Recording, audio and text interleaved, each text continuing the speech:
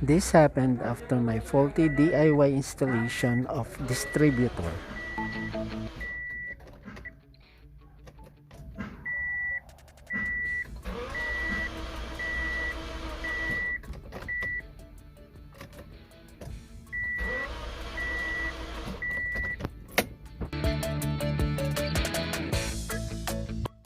I'm sticking to this sensor because the new one I got may not be compatible.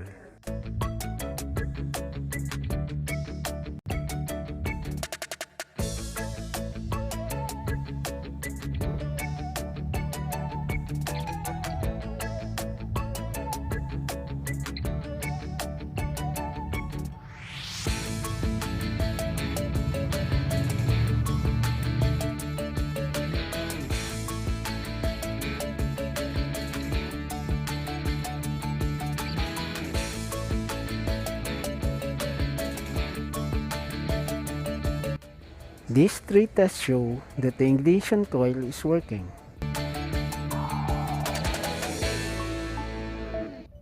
The light blinks when cranking, so the igniter is working.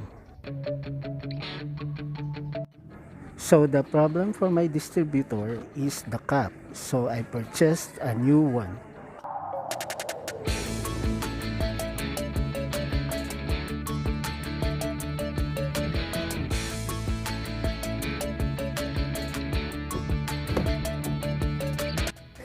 Just unscrew these 3 bolts. Then connect the high tension wires to the new cap. Make sure they are in the correct holes.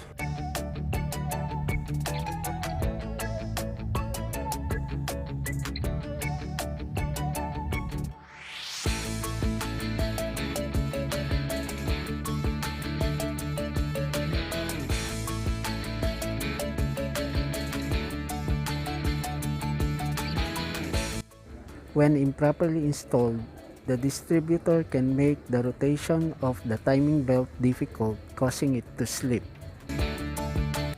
So the engine will now be out of timing and the engine will not start and there is no compression. The fix is to synchronize the timing belt.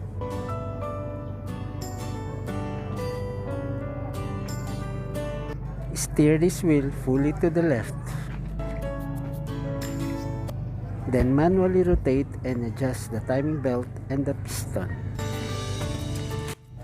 Finally, the car started but with the check engine light error. Good for CRV Gen 1, we can manually scan the error using this OBD1 port.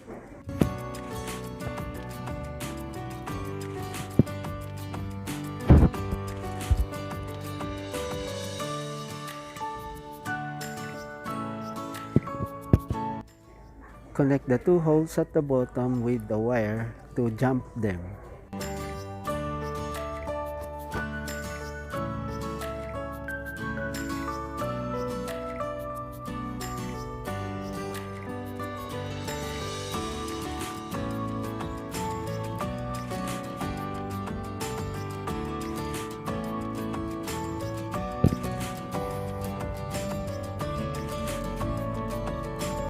Turn the key on without starting the car and watch for the check engine light blinking. There were 9 blinks in my case, so that is a fault code number 9 error. It is a crank position error in the distributor. Remember, I just remedied the strip wires of my distributor. Making sure the distributor wires don't ground each other fix the error.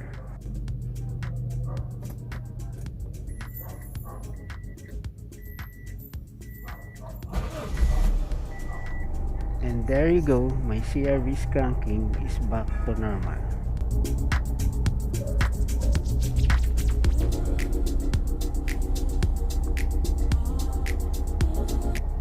Thank you for watching. Please like and subscribe.